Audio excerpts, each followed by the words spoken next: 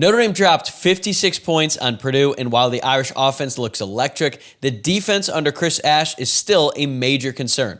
Coming up in today's show, we'll break down what we learned from the win, what still needs fixing, and what it all means heading into Arkansas.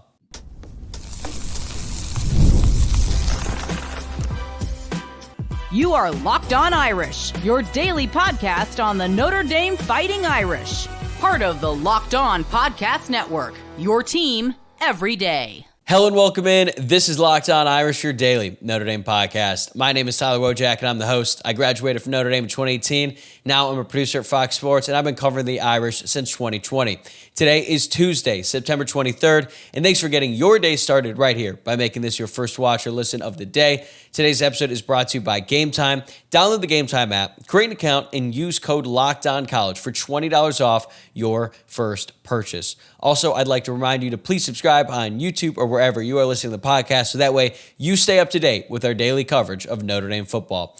In just a moment, I'm going to be joined by my good friend Luke Smith, and as we do every week during the season, we'll kick things off with Luke's boots on the ground report from South Bend, including what it was like to sit through that marathon 2-hour rain delay. Then we'll dive into our signature segment, the 3 things we liked and 3 things we didn't like from the game on Saturday. Spoiler alert, the offense gave us plenty to cheer about with huge performances from Jadarian Price, Jeremiyah Love, and CJ Carr, but the defense left a lot to be desired under Chris Ash once again. Finally, we'll look ahead to Notre Dame's next challenge against Arkansas and what's on the line moving forward. Enjoy. All right, Luke Smith is here, as he is every Tuesday during the season. But before we dive into the 3 things we liked and didn't like from the game, we need the boots on the ground report from South Bend, because as I was waiting through that 2-hour rain delay that seemed to last 6 hours, from the comfort of my living room, I had flashbacks to the rain delay in 2011 when Notre Dame was taking on USF and ended up losing that game. I was experiencing PTSD, so I was worried about you from afar. How did you hold up? You know, the rain delay wasn't that bad. Honestly, I was in a pretty good spot for that. And the day itself was pretty nice, but it is strange how frequently these delays happen now. I mean, they happen all across the country. Clemson had another one this week. That was their second of the season. This is the 3rd year in a row Notre Dame's had one. And prior to that, I don't think they had one since that South Florida game. So I don't know what, I guess global warming or whatever you want to call it. But like, man, these September storms are just kind of pelting people across the country. But yeah, definitely would have liked to avoid that. It feels like just every single game this year has had to have just one sort of thing go wrong with it, whether it be just the downpour in Miami pregame, the kind of weird weather at A&M, and of course the actual game that happened. But outside of that, you know, I thought it was a beautiful day for most of the day. The tailgate lots are pretty full. I will say when I got into the stadium, it was definitely a drunk crowd, which is a little bit strange because it was a 3:30 game, but I've got some theories, and there are definitely some downsides to beer in the stadium, especially for a non-marquee game, because one, I think it encourages people to drink as much. I didn't really notice like a ton of drunk people during the A&M game. Also probably didn't notice as many people buying beers because they were locked in on the games, but people were just constantly moving in and out of the aisle to go down. It felt like a baseball game, and that just doesn't really work for football. You kind of need to have vendors, I think, going up and down the aisle. Otherwise, it's just kind of a pain. And, you know, of course, there was a kid behind me who puked all over himself and got some of that vomit on the woman next to me, and I felt really bad for her. She handled it way better than I ever would have. Somehow that kid wasn't drunk tanked. He just had to clean himself off, and then he was let back in, which is kind of ridiculous given Notre Dame ushers' reputations. But I will say that the rain delay actually was kind of great because it cleared a lot of those people out, including that guy and some other kind of annoying folks around me. So I didn't mind it because a lot of the fake fans left during the rain delay, and then us real fans stayed during it. What percentage of the crowd was full after the rain delay, do you think? Well, it was the least crowded I've ever seen the student section, which I'll give them some grace. My section in general was pretty empty. My row, I think, had like probably 5 people in it. So it was, let's say 45%, 40%. I don't know. It was not very full. That's interesting, but the fact that it was a drunker crowd may have to do with the fact that it was a little bit more tense to start things off. That's because Notre Dame was coming into this game 0-2. And even though they were massive favorites against Purdue, we just have not really seen this team as a collective play all that well. And if you're new to the drinking at a game situation, you got to be a little bit more tactical with when you get up and leave. You can't be doing it in the middle of a drive. Wait for the drive to end. Find some TV breaks in the game because there are a million these days with how many commercials there are. So it's really not that hard to find strategic opportunities to go get beer. But again, only the second home game that Notre Dame has sold alcohol. I hope that the fans will develop their skill set just like the players. But let's talk about the three things we liked and didn't like. I understand that there are plenty of concerns about the defense, but I don't want them to overshadow what this offense did as a whole, because it's not just this game. If you look back to what Notre Dame did against Texas A&M as well, this is an offense that has scored just under 90 points in the past 8 quarters, and Notre Dame seems to have pretty much everything clicking on that side of the ball. They really do, and it starts, if it doesn't start with the quarterback, it starts with those two backs, and that's Jeremiyah Love and Jadarian Price. What can you not say about those guys this past Saturday?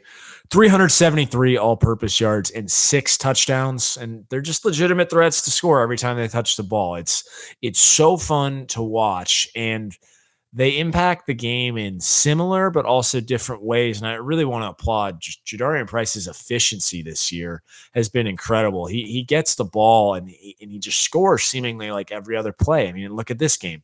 He touched the ball 11 times, including 9 carries and 2 kickoff returns, and he scored on over 36% of his touches. It's ridiculous. And he's so explosive. And I think I made this point to you the other day, like, he must be deceptively fast out there, because some of the angles that defenders take to him, he just makes them look completely stupid. He puts just one foot in the ground, one cut, and he just makes them fall over, basically. And then you got his running mate, Jeremiyah Love, whose ability to just shoot through a phone booth is breathtaking. He's really developed some nice spin moves lately, too, and I've liked seeing those as opposed to some of the hurdles, even though he did have one of those in this game still, because it wouldn't be a Jeremiyah Love game without a hurdle. But Notre Dame fans are just extremely fortunate to get to watch these guys. And, man, I'm going to enjoy every game that we get to see these guys play this year. Jadarian Price has grown so much as a player from the first time we saw him. And don't get me wrong, he still likes to try to jump outside, get the edge, because then he can take off and take seemingly any carry to the house. But now that he has gotten better at running in between the tackles, there was this one play where he got a carry, he ran straight through the middle and got about 5 or 6 yards, got lit up by a Purdue linebacker. I don't think he ever saw him. It was a big hit in the moment. But that is so much better than when he would go to the line of scrimmage, get happy feet, and then get stuffed. It's like he's so big and so strong. If he just attacks the hole, he's going to get yards every single time because he's so big and he's so fast. So the fact that he has added that to his arsenal just makes him a more complete back. And I'm with you. Every single time he touches the ball, like on kickoff return, even though it's not a carry out of the backfield, when he gets the ball and he has a chance to return it, I'm expecting him to get it to at least the 35. He obviously had that 100-yard touchdown return, but he also had one earlier in the game where he brought it to like the 40-yard line. He is just that explosive. And now to compliment Jeremiyah Love, like this is the running back duo that we talked about all offseason long as one of, if not the best in the country. And I think what often gets forgot with Price is that this guy tore his Achilles 3 years ago. So to see him get back to this, it makes you feel really good for the kid. And also it makes a ton of sense why former Notre Dame running backs coach Dylan McCullough spoke about him the way he did when he came in as a true freshman. He's just that electric. And I mean, we've already seen some drop off from other positions this year with the departure of guys like Xavier Watts and Riley Mills. I really hope Notre Dame fans don't take this for granted, because next year, I think Nolan James and if Aeneas Williams sticks around are going to have good careers, and Keegan Young if he's around. But man, there's not a lot like these two guys across America. Maybe I'm just getting a little too optimistic. I'm holding out a little bit of hope that Jadarian Price comes back. Well, if he keeps playing like this, there'd be no reason for him to. That's true. That's true. But having great running backs is not something that Notre Dame is not familiar with. Like, they've had a really great run. I do think the two that they have right now as a duo, they're definitely the best that we have seen in a long time. I was actually joking. I was watching the Rams-Eagles game at Cosm out here in LA, and one of my friends was like, would Kyron Williams get carries when he was in college with this Notre Dame backfield? yes, he would get carries. Obviously, that's a little bit sarcastic, but I don't think he'd be the feature back, and I don't think he would be used all that often, considering what Notre Dame has in Jeremiyah Love and Jadarian Price. And I don't mean that to be disrespectful to Kyron, because he's one of my favorite players, but what Notre Dame has at running back is really special. And I also think what they're developing at wide receiver is really exciting. Right now, Malachi Fields and Jordan Faison feel like a legit 1-2 punch, and that's the main thing I like from this game. Like, the wide receiving core finally feels like a strength, and it's been 6 years maybe since we've said that, back when Chase Claypool was wide receiver 1 in 2019. I think you'd have to go back to 2018, where it felt like the entire unit was a legitimate strength. But Faison had one of his best games of his career, 5 receptions, 105 yards, and a touchdown. And Notre Dame ran a lot more 12 personnel in this game because they didn't have to throw the ball. I mean, CJ Carr only attempted 12 passes. But once they get Greathouse and Will Pauling going in this offense to complement Malachi Fields and Jordan Faison, that is a scary thought for opposing defenses. And I think that this unit is only going to get better as the year goes on. Yeah, it's been great to see them make plays. I couldn't agree more. And similarly, like, you've just got them making plays in the blocking game too. Jaden Greathouse and Jordan Faison put on a display blocking Saturday in tandem with Eli Raridan. And I really do want to give Greathouse some credit there, because he's so engaged in the blocking game on Saturday on a day where probably pretty easily could have been jaded about not being targeted, or maybe he was targeted. He barely once, played. Didn't have a catch.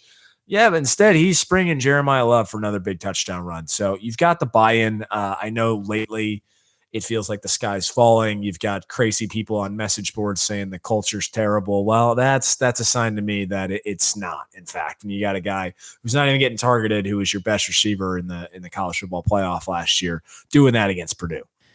Right, and I understand why some fans are concerned about the fact that Jaden Greathouse has not been more involved in the offense. I think that's going to come in time. I mean, look at Jordan Faison. He was barely targeted last week. He had 2 catches against Texas A&M, comes out, has 5 receptions, 105 yards, was a focal point of the game plan the whole time. And considering Notre Dame was running the ball at will against Purdue, they just didn't really have a need to have 3 wide receivers on the field all that often. I mean, Jaden Greathouse played 17 snaps. Will Pauling was not that far behind him. He only had 12 plays in the game. So it's going to change week to week, but this is a blessing. This is not something that we have been able to say about the Notre Dame offense in some time, because Eli Raridan didn't even have a single target in this game, and he had been pretty good the first 2 games of the year, especially that game against Texas A&M. So they finally have a surplus of weapons, and when you have that, sometimes there are going to be games where even the better players don't get the ball.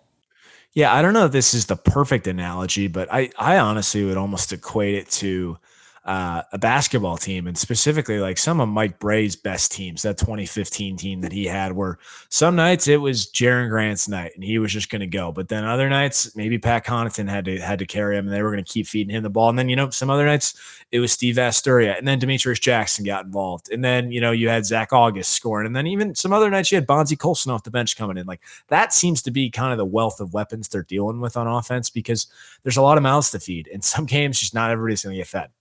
Right. And I also love what I've seen from even the younger guys blocking. I don't know if you caught it. There was one play where Jadarian Price bounces it outside and Micah Gilbert comes in from the outside and he absolutely leveled this Purdue defender. I was actually a little bit worried in the moment that they'd call an illegal crackback block. But when you're seeing guys like Micah Gilbert, like, that's when you know the culture is strong, because that's a great way for him to get on the field. He had that touchdown catch early on. I don't think he's been targeted since that moment. But the wide receivers are really blocking, and I think that's going to set them up well in the future, because pretty soon here, I think Notre Dame is going to start to implement 4 wide receivers on the field at a time, which is not something that we have seen in years. But when they spread teams out like that, they can still run the ball because these wide receivers can really block.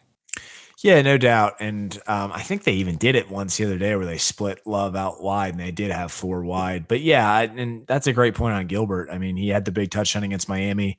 I do think he had one catch late in garbage time. But that's another guy that you've already seen him score in a big moment. They've got a lot of options, and that's a good place to be. Luke is going to be right back with us in a moment to break down CJ Carr's performance before we shift into the things that we didn't like from Saturday. But before we do, I want to tell you about Square. Your favorite neighborhood spots run on Square. There are certain businesses that truly make the neighborhood feel like home. Whether it's the local sports bar packed on game days, the coffee shop that knows your order by heart, or the corner deli that's been serving your community for decades, these are the places that bring people together. When neighborhood businesses thrive, the whole neighborhood thrives. There's a local dive bar in my neighborhood that comes alive every Sunday during football season. Everyone's in their team colors, the energy is incredible, and it feels like the entire block is in there cheering together. Those local spots are what make the neighborhood feel like home, and so many of them run on Square. Square is a proud partner of more than 4 million neighborhood businesses around the world.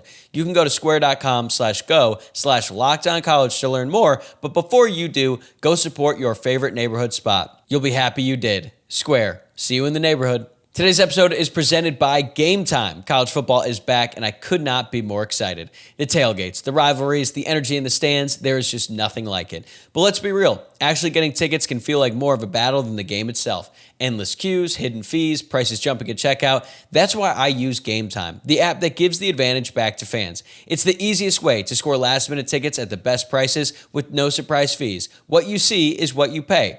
The app has made it super simple. I could even see the exact view from my seat before buying, and I love the zone deals too. You pick the section, Game Time picks the seats, and you save big. If you're looking for tickets for Notre Dame's upcoming game against Arkansas, Game Time is the place to be. So take the guesswork out of buying college football tickets with Game Time.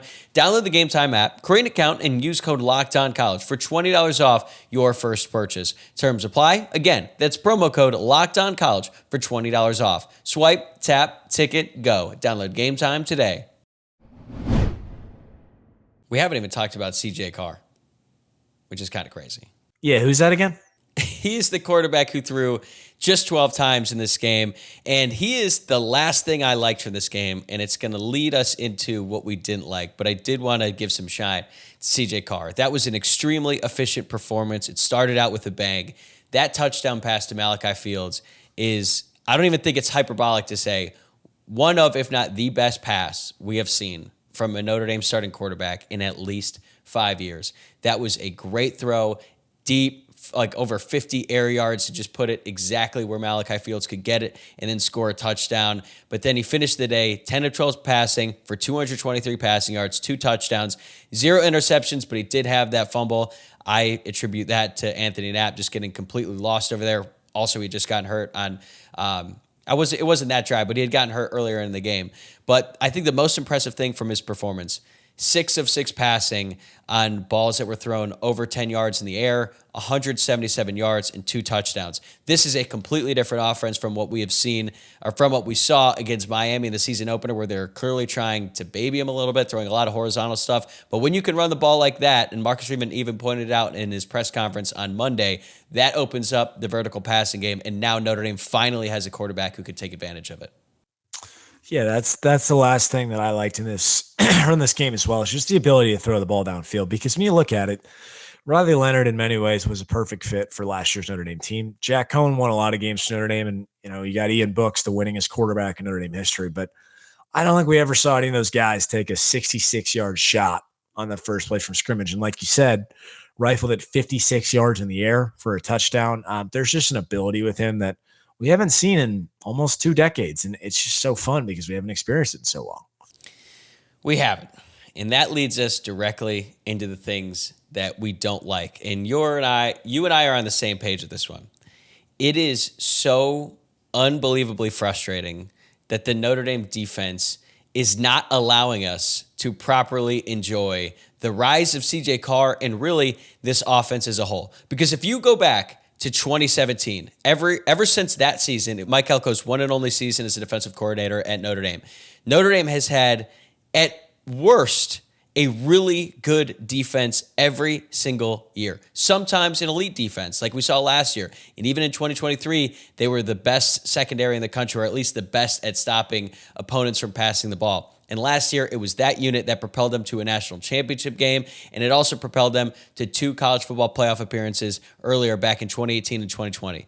The critical piece missing throughout all those years was an elite quarterback. They have had good quarterbacks, but not one who is truly elite. And right now, Carr looks like he's on the path to living up to those really lofty expectations that he had as a recruit. He's not elite yet. He's probably going to still take some lumps along the way, but I think we can all see where this is headed. We can all see where it's headed with CJ Carr, but unfortunately, this defense is Swiss cheese, and we can't even enjoy an offense that is awesome. And now it honestly feels like the Charlie Weiss years where it's like, hey, every game the offense is going to have to score 40 because this defense can't do anything right. Yeah, they haven't proven an ability to to do that yet. And you're right. I mean, even I guess they were technically better in the second half. I couldn't tell you what exactly it was that was better other than Purdue had a huge drop on their first drive and then they shockingly punted on 4th and 5 instead of going for it down 19, which didn't make any sense to me.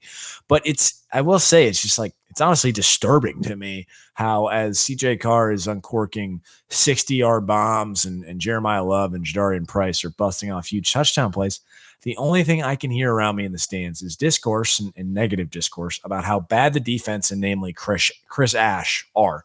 And I will go as far as saying that this toxicity has reached a level I haven't experienced since my sophomore year of college with Brian Van Gorder, but I think this might even be more toxic because in 2016, the whole team sucked and there wasn't really a whole lot to get excited about. Sure, they put up some points, but you didn't have this, like, there's clearly a level on offense that team did not have. And while I 100% understand the frustration of fans who want Chris Ash out and think that the way he has called this defense jeopardizes the potential of what's a very talented football team, I think it's extremely naive and short-sighted to think a first-year coordinator is going to get canned before completing a full season. And I kind of think people just need to get over that.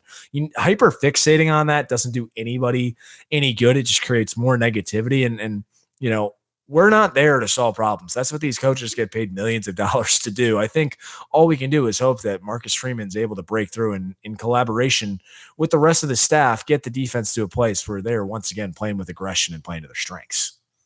Yeah, and I talked about this a lot last week, especially in the mailbag when seemingly every single question was about Chris Ash. You can be very frustrated, disappointed, hell, even irate about what the Notre Dame defense has put on the field these past few games. And I don't really have a ton of confidence that Chris Ash is going to be the one to right the ship going forward. But I think it would actually be worse at this point in the season, especially going up against the stretch of games that Notre Dame is about to take on, going on the road against Arkansas, and then you've got USC not that far away, and that looks like a very explosive offense. Like, if you want to overhaul your entire defense in the middle of September after 3 games, there is a chance that actually works out even worse. And I understand that it hasn't been great on that side of the ball at all, and they have a lot to figure out, and like I said, I don't have a ton of confidence that Chris Ash is going to figure it out. I think you kind of have to see what happens here. Marcus Freeman is obviously going to have to be more involved. I think he has been.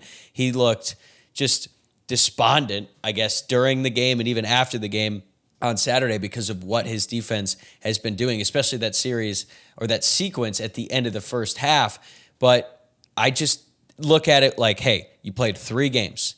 2 of them are against top 10 teams. One of them against Miami, who looks like they might be the best team in the country. And yeah, the first half against Purdue was abysmal.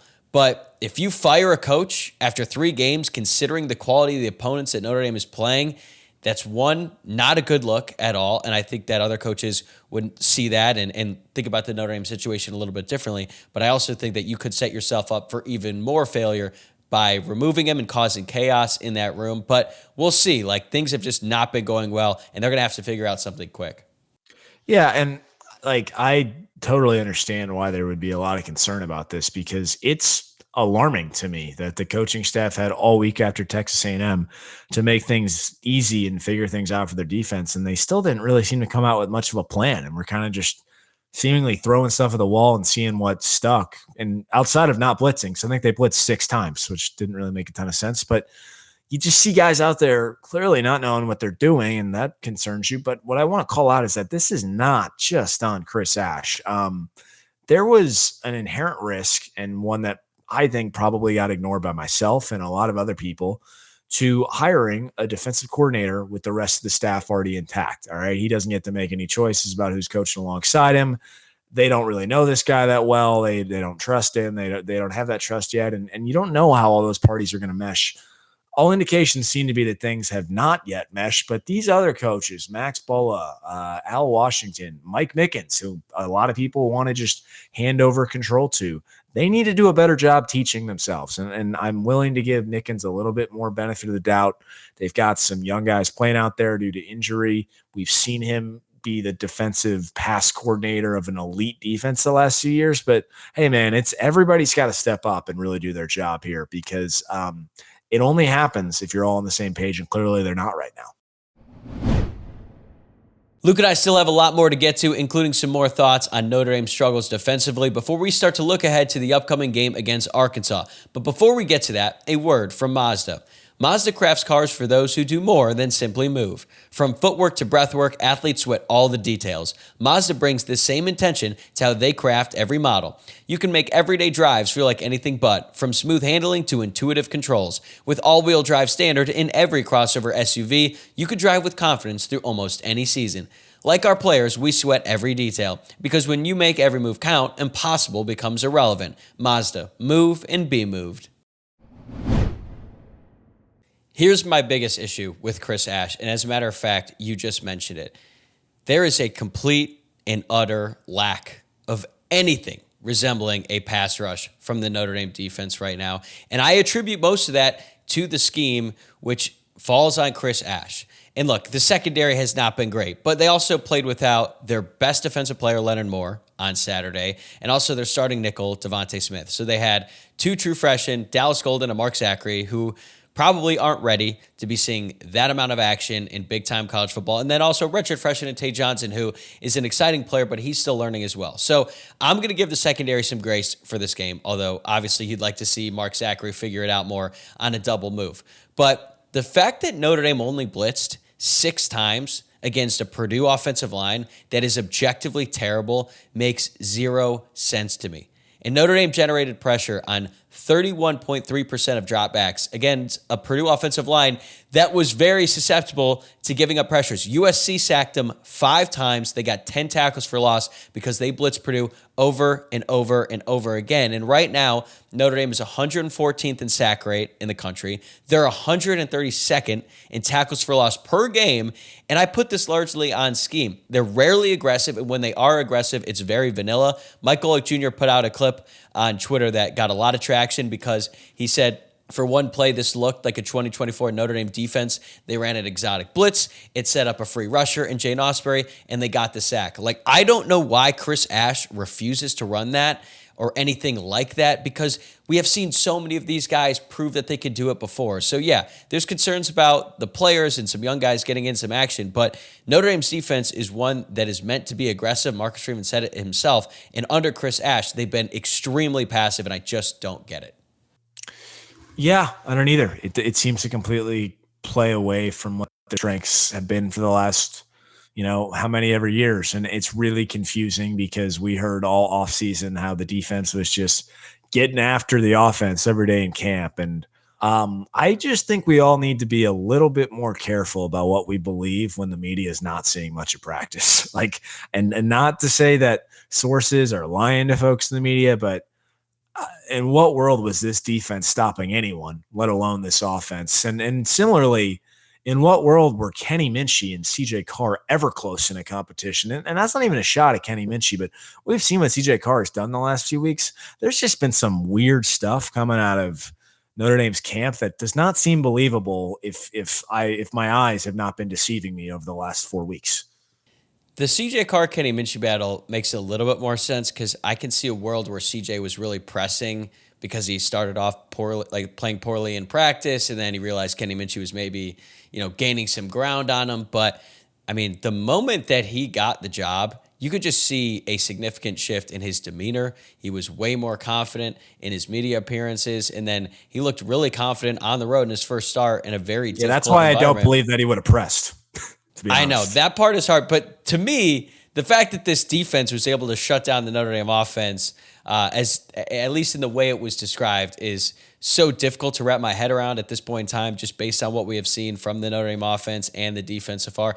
And I think it even has Marcus Freeman questioning some things, because Eric Hansen asked him directly in his press conference on Monday, do you reevaluate camp after what you have seen so far? And he just said no, but the defense that he saw in camp was executing at a way higher rate than they're doing right now. And to be honest with you, Marcus Freeman's confidence about what he saw in camp, assuming that's all true, is the last bit of hope I have that things can get turned around.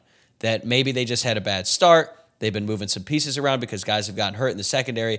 But if Notre Dame is going to right the ship, the only way it happens is if that defense, whatever unit was practicing on Notre Dame's practice fields during August, if that unit could come alive and translate that to Saturdays, then this Notre Dame team can do something. But we, as fans, and even the media, because they barely got to see any practice, we just haven't seen it yet, but we need to really soon. Yeah, and also, I guess, similarly, I'm not sure how much they're giving the ball to Jadarian Price and Jeremiyah Love in camp, and you take those two guys away, that makes the offense a little bit more one-dimensional. However, the other reason I have some faith that this will turn around is because we've seen these guys do it. We've seen Adon Schuler force a huge fumble in the Georgia game, in the Sugar Bowl. We've seen, Heinisch have a game-saving sack in the Georgia game. We've seen Christian Gray make 2 massive interceptions against USC and Penn State. We've seen these guys make plays. We've seen Drake Bowen play great in the college football playoff. We've seen Junior Tuihalamaka and Josh Burnham have sacks in the college football playoff. And Boubacar Traore and Jordan Mettello are still coming off major injuries. Those are 2 guys that we didn't think would be playing right now, to be fair, either. So there is some elements of that. And you hope that as those guys get healthier and Bryce Young just maybe builds out some confidence from this last game, they will get better, and that starts this week. But I think it stems down to what you said, and that's the scheme. And it's clear to me that what has been Notre Dame's strength the last 3, 5, 8 years has been being aggressive, and that's how they're going to continue to find themselves again, is by being aggressive again. So we'll see what that looks like in Arkansas. Hopefully they don't get scared off by Taylor Green and his legs, and then they don't try to spy him. I think you just get after the kid. Yeah, I'm glad you brought up that Georgia game because I was thinking about that a lot today. And if you look at the top PFF grades from the Notre Dame defense in that game, 7 of the top 11 guys are on the team this year. Yeah. And they absolutely shut down Georgia. And I understand last year, not the same Georgia team that we'd seen in the past, certainly not the team who won back-to-back national championships, but that's a damn good football team with great coaching, and Notre Dame's defense shut them down. And a lot of the guys who did that are on the team now and are playing critical roles. So I'm hopeful that they're able to get things back on track, and they're going to have to do it soon because they have a huge game coming up against Arkansas on Saturday. And that leads me to the last thing that I didn't like. And I put this out on Twitter during the game. Notre Dame fans have not been able to enjoy one fun Saturday of college football this season because they lost to Miami. Well, I guess that was on a Sunday. The day was actually all right, but Notre Dame wasn't playing that day. The weekend they lost to Texas A&M, not a whole lot of fun. Obviously didn't have a game week 2 because they had a bye week. And even though it was fun when Notre Dame finally pulled away from Purdue, that was not an enjoyable time, especially when we had that 2-hour rain delay right after CJ Carr just got stripped and sacked in that game. And it felt like the momentum had started to shift. And I understand that this team, they're always going to take some bumps going up the schedule that they had to start the season. But you look ahead to this upcoming Saturday, the college football slate is incredible. And it sets up perfectly with Notre Dame playing at noon, and then you've got all kinds of great games in the afternoon like Ole Miss LSU, and then at night you've got Oregon, Penn State, and Georgia, Alabama. This is setting up to be an all-time Saturday for college football fans. And if Notre Dame could just take care of business at noon, or I guess 11 Central in Fayetteville, the rest of the day is going to be great, but that's a big if because Arkansas has a very explosive offense, and I'm not really sure what to expect as we sit here and talk about this on a Monday night. You're right. It's and that was definitely the prevailing thought as I'm sitting in that rain delay. Okay, really? I again was never concerned that was going to be a game, even as Purdue was scoring. A little bit annoyed, sure, but it's just so now you're going to make me really reflect on this for 2 hours, and so. This is now setting up to be a potentially terrific Saturday. Like you mentioned, great slate, and Notre Dame plays at 11 a.m. So we get an early win, and then we can move on with our days and watch the rest of those games, which I'm very much looking forward to. And you know what? I think it happens. This Arkansas team, how many yards on the ground did they just let up to Memphis? 290. Yeah, okay. We're going to be all right. We're going to be all right.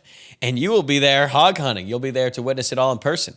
I will. I'm super excited to see Fayetteville. Should be a phenomenal time. And like I said, excited to post up at a bar afterwards and watch the end of the 3:30 slate and then the nightcap with Penn State getting exposed by Oregon, and then we got Georgia Bama as well. I'm pretty jealous you're going to be at this game because all the SEC people I talk to, they've been asking me, like, are you going to Fayetteville?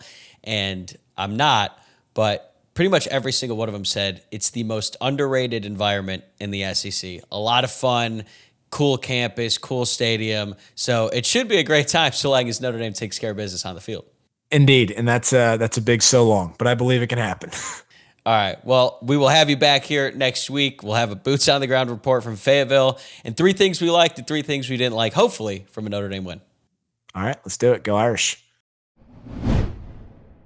That's a wrap for this episode. Thanks again for making this your first watch or listen of the day. If you have not already, please subscribe to the channel on YouTube or follow along wherever you get your podcasts. And don't forget to like, rate, and review. It helps more than you know.